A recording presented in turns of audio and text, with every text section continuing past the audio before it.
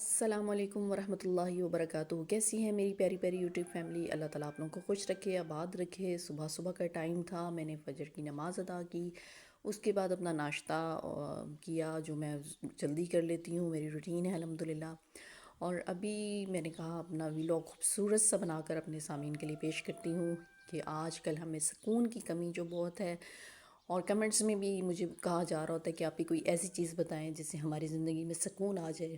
ہاں جی، تو آج اس پہ ہم بات کریں گے۔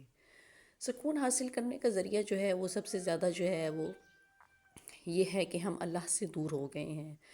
ہم نے زندگی میں وہ چیزیں لے کر آ گئے ہیں جن کو مطلب ہمیں نہیں لے کر آنا چاہیے تھا، کیونکہ اللہ تعالیٰ نے ایک ٹائم ٹیبل کے مطابق ہماری زندگیوں کو ڈیزائن کیا ہے، اور ہمیں ایک بتا دیا ہے مکمل طور پر کہ اگر یہ اپنی زندگی کو اس طریقے سے چلاؤ گے تو زندگی میں برکت بھی ہوگی، زندگی کو تم بہت انجوائے کر سکتے ہو۔ لیکن ہم نے زندگی کا جب پیٹرن ہی چینج کر دیا ہے تو پھر ہم یہ کمپلین نہیں کر سکتے کہ ہمیں سکون نہیں ہے۔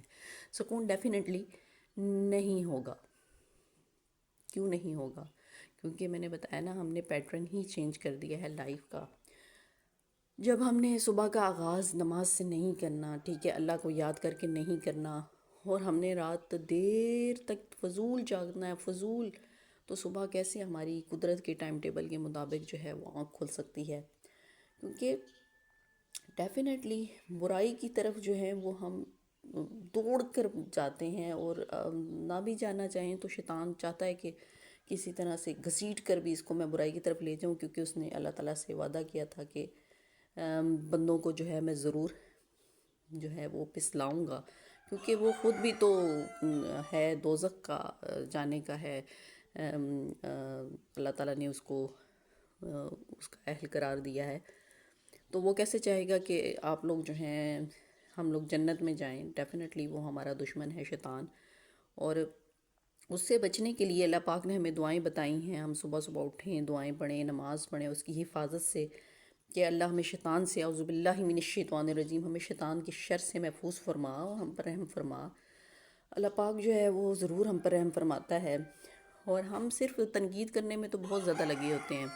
مطلب کسی کی ایسی چیز ضرور دیکھتے ہیں کہ بس وہ اس میں سے کوئی نکل آئے کہ ہم اس کو پکڑ کے بتا سکیں کہ جی یہ چیز غلط ہے۔ ہم یہ نہیں دیکھتے کہ پازیٹیوٹی کا پہلو اس کے اندر کتنا ہے، کیونکہ مسلمان تو بیسیکلی وہ ہے جو تکلیف پہنچتی ہے، حتیٰ کہ کانٹا بھی چبھتا ہے تو وہ اللہ پاک اس کے گناہ مٹا دیتا ہے، ٹھیک ہے۔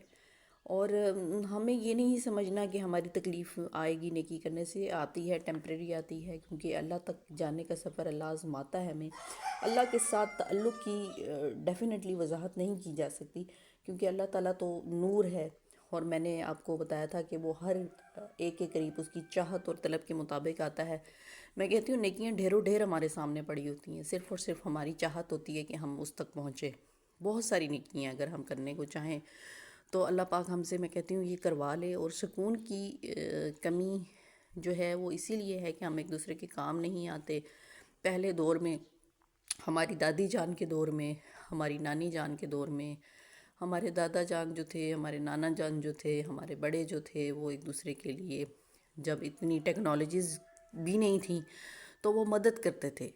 آج ہم نے مدد کرنا چھوڑ دی ہے، ٹھیک ہے۔ ہم نے یہ سمجھ لیا ہے کہ ہم نے صرف اور صرف ہم جو ہے وہ اپنا معاملہ جو ہے وہ اپنے ہاتھ میں لیں گے تو شاید ہماری جو ہے وہ زندگی بہت آسان ہو جائے گی، اور ہم نے زندگیوں کی برکتیں سمیٹنا چھوڑ دی ہیں۔